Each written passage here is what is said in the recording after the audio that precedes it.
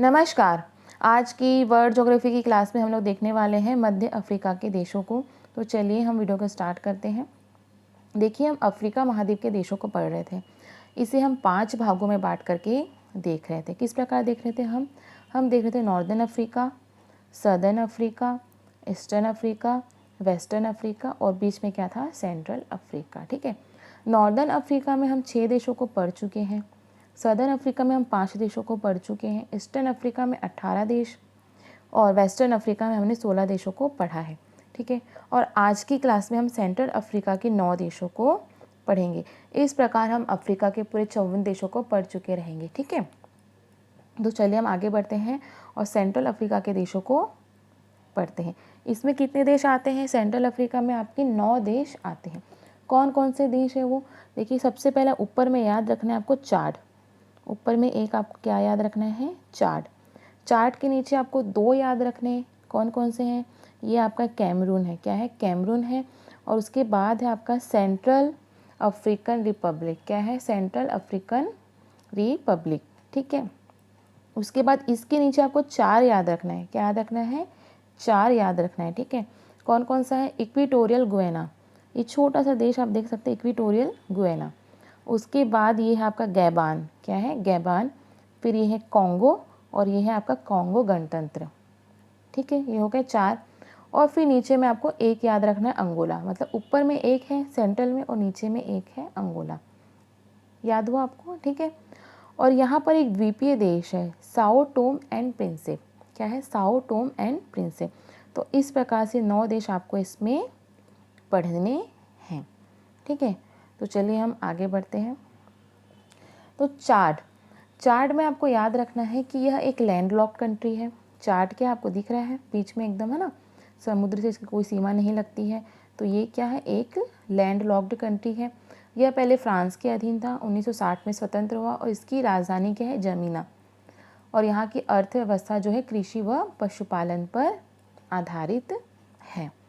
इसमें आपको अफ्रीका में एकदम डिटेल में आपको नहीं पढ़ना है। ठीक है। इसका मेन आपको कैपिटल वगैरह ही याद रखना है। और आप ये देखेंगे कि यहाँ पे ऊपर में क्या था? पूरा सहारा मरुस्थल था। ऊपर में क्या था? पूरा सहारा मरुस्थल था ना। तो चार्ट में भी क्या होता है? सहारा मरुस्थल का आपको विस्तार देखने को मिलेगा इसके उत्तरी भाग में। ये आपको याद रखना है। ठीक है। उसके नीचे आएंगे तो कैमरून। तो कैमरून में आपको याद रखना है कि देखिए ये क्या है? गिनी की खाड़ी है। ये क्या है? गिनी की खाड़ी। तो कैमरून जो है वो गिनी की खाड़ी के तट पर स्थित देश है। ठीक है। इसकी राजधानी याओंडे है। क्या है राजधानी? याओंडे इसकी राजधानी है। और अफ्रीका महाद्वीप में सबसे अधिक वर्षा जो कैमरून का जो पश्चिमी भाग है यहाँ पर होती है। और ये भी क्या है? कृषि प्रधान देश है। देखिए, अफ्रीका जो है एक अविकसित देश है, अविकसित महाद्वीप है। ठीक है। और यहाँ के जो देश है अभी क्या विकास की ओर अग्रसर है। तो यहाँ पे आपको सभी देश जो है कृषि पर आधारित ही मिलेंगे, मैक्सिमम देश जो है। ठीक है, ये आपको याद रखना है।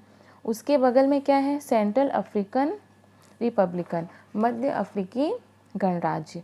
ये भी क्या है? एक लैंड लॉक्ड कंट्री है। ये भी क्या है? एक लैंड लॉक्ड कंट्री है। ये भी फ्रांस के अधीन थी चार्ट की तरह। 1960 में ये भी स्वतंत्र हुआ। इसकी राजधानी है बांगुई। क्या है राजधानी? बांगुई है। और यहाँ पर जो है ईसाई व इस्लाम धर्म को मानने वाले लोग रहते हैं। और ये भी क्या है? एक कृषि प्रधान देश है। यहाँ पर जो है यूरेनियम का बहुत अधिक भंडार आपको देखने को मिलेगा। ये आपको याद रखना है। ठीक है। कैमरून में आपको एक चीज़ और याद रखनी थी कि कैमरून में माउंट कैमरून है। कैमरून में क्या है? माउंट कैमरून है, जो कि अफ्रीका का एकमात्र सक्रिय ज्वालामुखी पर्वत है। माउंट कैमरून आपको याद रखना है। ठीक है। उसके बाद हम नीचे आएंगे तो विषुवतीय गिनी। तो विषुवतीय गिनी को भी देखेंगे तो ये क्या है? गिनी की खाड़ी के तट पर स्थित एक छोटा सा देश है। यह पहले स्पेन के अधीन था। ठीक है। और इसकी राजधानी है मलाबो। क्या है इसकी राजधानी? मलाबो। यहाँ पर ईसाई धर्म को मानने वाले लोग रहते हैं। कृषि प्रधान देश है। मक्का यहाँ की प्रमुख फसल है, खाद्यान्न फसल आपको याद रखना है। उसके बाद गैबान। तो गैबान को देखेंगे तो ये क्या? अटलांटिक तट। यहाँ से ये क्या? पूरा अटलांटिक महासागर है। ठीक है, पूरा अटलांटिक महासागर है। तो ये क्या? अटलांटिक तट पर स्थित एक देश है। यह पहले फ्रांस के अधीन था और 1960 में स्वतंत्र हुआ। कौन? गैबान। इसकी राजधानी है लिब्रेविले। क्या है? लिब्रेविले इसकी राजधानी है। और जो गैबान जो है ये खनिज संसाधन में बहुत धनी है।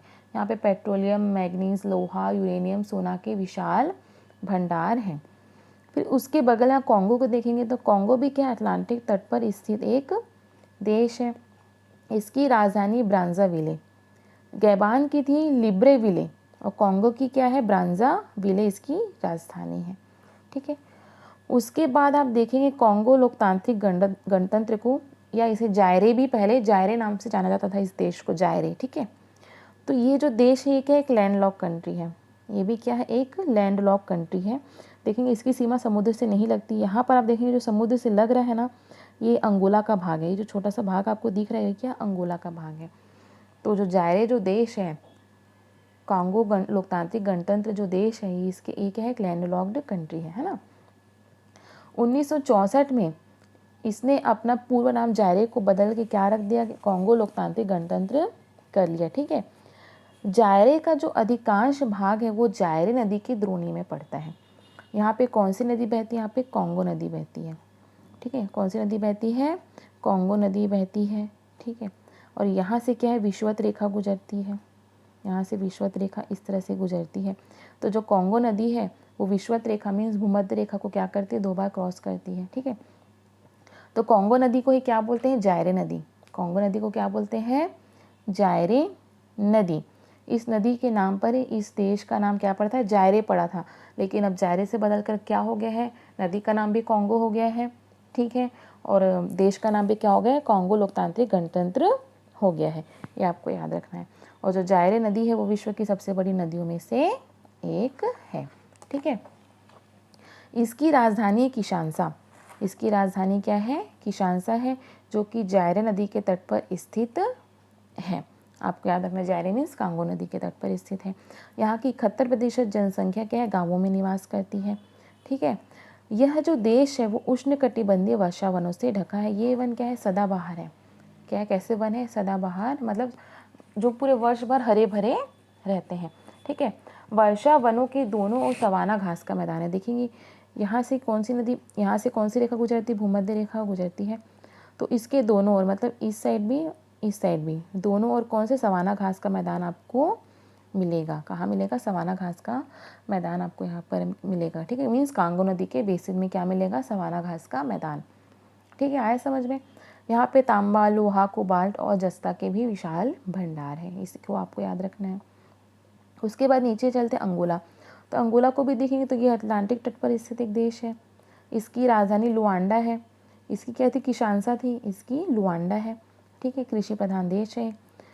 अभी साओ टोम प्रिंसेप जो द्वीप है ये गिनी की खाड़ी में स्थित क्या है, गिनी की खाड़ी में स्थित एक द्वीपीय देश है, द्वीपों का समूह है ये। ठीक है, 1975 के पूर्व ये पुर्तगाल का उपनिवेश था। और ये जो द्वीप है वो गैबान से 200 किलोमीटर दक्षिण में स्थित है। इसकी राजधानी क्या है, साओ टोम। नाम क्या है, साओ टोम एंड प्रिंसेप, और राजधानी क्या है इसकी, साओ टोम है।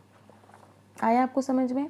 ठीक है, अब इसका हम जो है फिजिकल मैप को देख लेते हैं। ज़्यादा कुछ याद नहीं रखना है इसमें आपको। अभी जो देखे थे ऊपर में आपको सहारा मरुस्थल याद रखना है, जो जिसका विस्तार आपको चार्ट में देखने को मिलेगा, चार्ट देश में। ठीक है, कैमरून में आपको याद रखना है, माउंट कैमरून याद रखना है, जो कि एकमात्र सक्रिय ज्वालामुखी पर्वत है। ठीक है, क्या है, एकमात्र सक्रिय ज्वालामुखी पर्वत है अफ्रीका महाद्वीप का। ठीक है, यहाँ पे कांगो नदी बहती है। क्या बहती है, कांगो नदी यहाँ पर बहती है, जो कि भूमध्य रेखा को 2 बार क्रॉस करती है। यह अफ्रीका की दूसरी सबसे लंबी नदी कौन थी, नील नदी थी। और ये क्या हो जाएगी, दूसरी सबसे लंबी नदी हो जाएगी, कहाँ की, अफ्रीका की, जो कि मध्य अफ्रीका में बहती है। ठीक है, विषुवत रेखा को 2 बार क्रॉस करती है। उसके बाद ये क्या होती है, अटलांटिक महासागर में जा कर के गिर जाती है। इसके तट पर कांगो गणराज्य की जो राजधानी किशानसा स्थित है, और कांगो की राजधानी ब्राज़ाविले भी इस नदी के तट पर स्थित है। ठीक है, और इस नदी के जो बेसिन वाला जो एरिया है विषुवतीय रेखा क्षेत्र में, मतलब इसके दोनों ओर विश्व की सबसे छोटी कद वाली प्रजाति पिग्मी रहती है। क्या रहती है, पिग्मी रहती है इस नदी के बेसिन में दोनों ओर। ठीक है, आपको याद रखना है।